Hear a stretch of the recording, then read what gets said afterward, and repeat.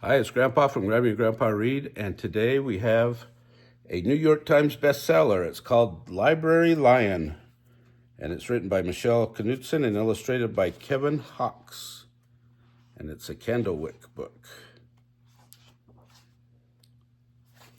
or Candlewick Press book. Here we go. One day, a lion came to the library. He walked right past the circulation desk and up into the stacks. Mr. McBee ran down the hall to the head librarian's office. Merriweather, he called. No running, said Miss Merriweather, without looking up. But there's a lion, said Mr. McBee, in the library. Is he breaking any rules? Asked Miss Merriweather. She was very particular about rule breaking. Well, no, said Mr. McBee, not really. Then leave him be. The lion wandered all around the library. He sniffed the card catalog. He rubbed his head against the new book collection. Then he padded over to the story corner and went to sleep. No one was sure what to do. There weren't any rules about lions in the library. Soon it was time for story hour. There won't be any rules about lions at story hour either. The story lady seemed a little nervous, but she read out the first book's title in a good, clear voice. The lion looked up. The story lady kept reading. The lion stayed for the next story, and the story after that. He waited for another story, but the children began to walk away. Story hour is over, a little girl told him. It's time to go. The lion looked at the children. He looked at the story lady. He looked at the closed books. Then he roared very loud. Roar!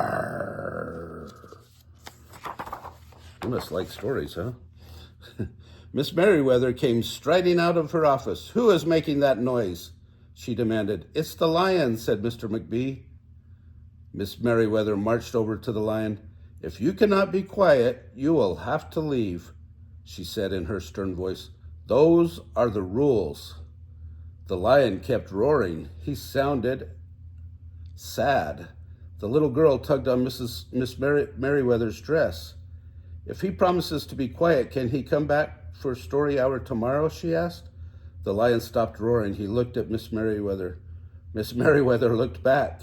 Then she said, yes, a nice quiet lion would certainly be allowed to come back for story hour tomorrow. Hooray, said the children.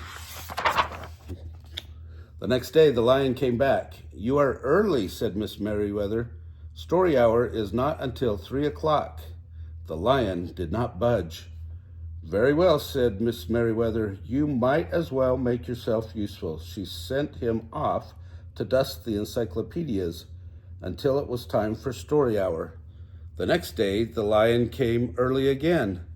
This time, Miss Merriweather asked him to lick all the envelopes for the overdue notices.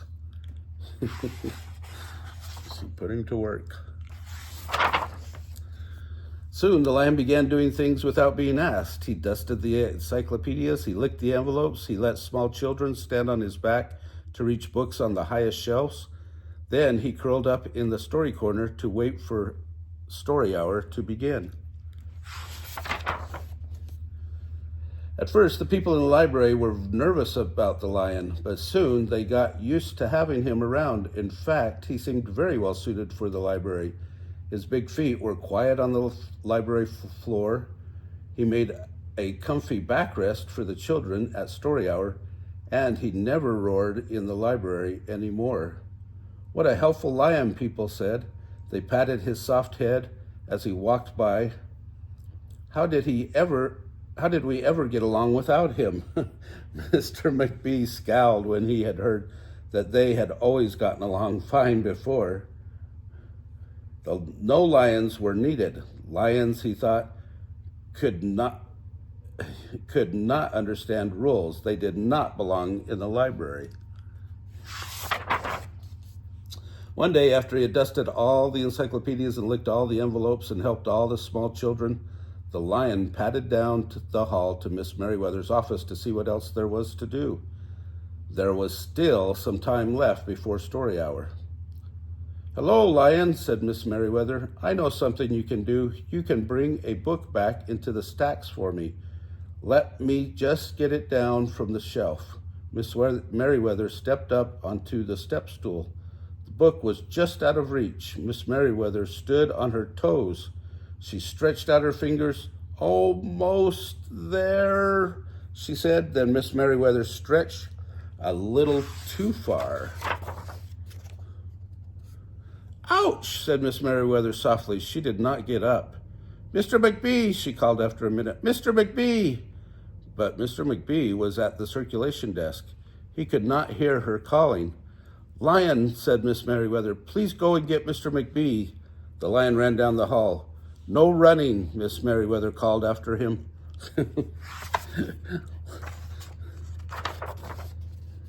The lion put his big front paws up on the circulation desk and looked at Mr. McBee.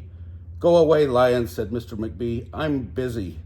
The lion whined. He pointed his nose down the hall toward Miss Merriweather's office. Mr. McBee ignored him. Finally, the lion did the only thing he could think to do. He looked at Mr. McBee right in the eye. Then he opened his mouth very wide and he roared the loudest roar he had ever roared in his life. Roar!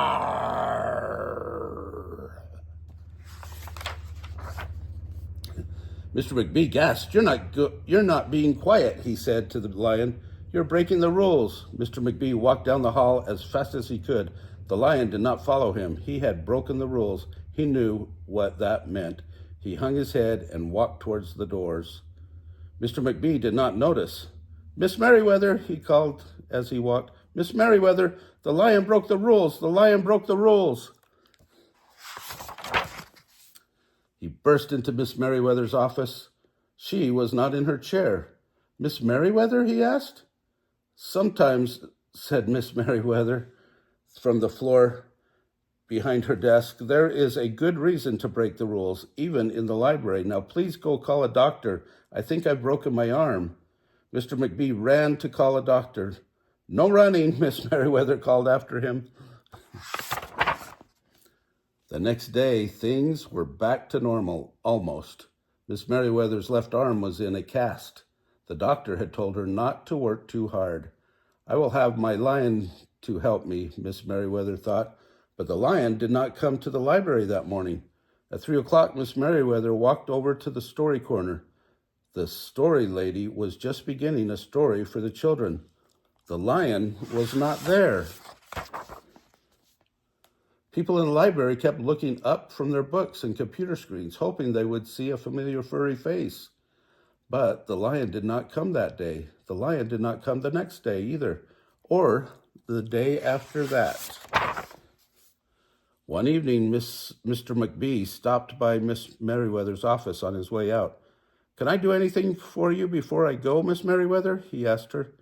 "No, thank you," said Miss Merriweather. She was looking out the window. Her voice was very quiet, even for the library. Mr. McBee frowned as he walked away. He thought there probably was something he could do for Miss Merriweather after all. Mr. McBee left the library, but he did not go home. He walked around the neighborhood. He looked under cars. He looked behind bushes. He looked in backyards and trash cans and tree houses. Finally, he circled all the way back to the library. The lion was sitting outside, looking in through the glass doors. "Hello, Lion," said Mr. McBee. The lion did not turn around. "I thought you might like to know," said Mr. McBee, "that there's a new rule at the library. No roaring aloud unless you have a very good reason. Say, if you're trying to help a friend who's been hurt, for example." The lion's ears twitched. He turned around, but Mr. McBee was already walking away. The next day, Mr. McBee walked down the hall to Miss Merriweather's office. "What is it, Mr. McBee?" asked Miss Merriweather in her new, sad, quiet voice. I thought you might like to know, said Mr. McBee, that there's a lion in the library. Miss Merriweather jumped up from her chair and ran down the hall. Mr. McBee smiled. No running, he called after her. Miss Merriweather didn't listen. Sometimes there was a good reason to break the rules, even in the library. The end. And that a great book. I love that book. If you did, smash the like button down below. Give us a big thumbs up. Subscribe to our channel of Grammy and Grandpa Read, and watch our playlist for cats and our playlist for animals. Have a great day.